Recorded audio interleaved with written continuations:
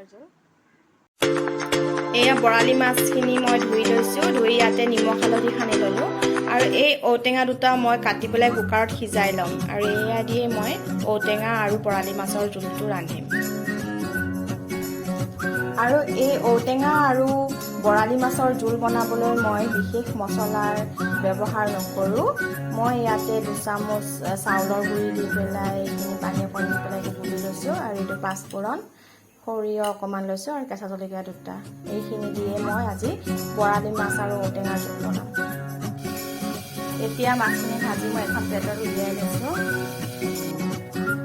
মাছখিনি ভজা হৈ গ'ল। ইয়াতে মই এতিয়া এটা পিঁয়াজ কাটি জলকীয়া দিছোঁ, পাঁচফোৰণখিনি দি দিম আৰু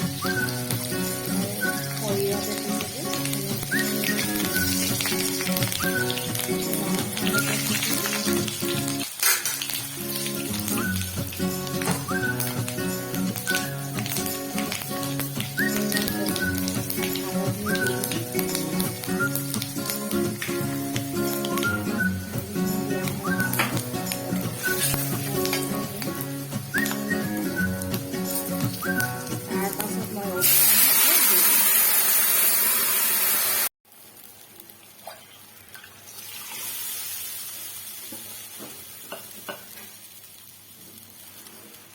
নিমখ দিলোঁ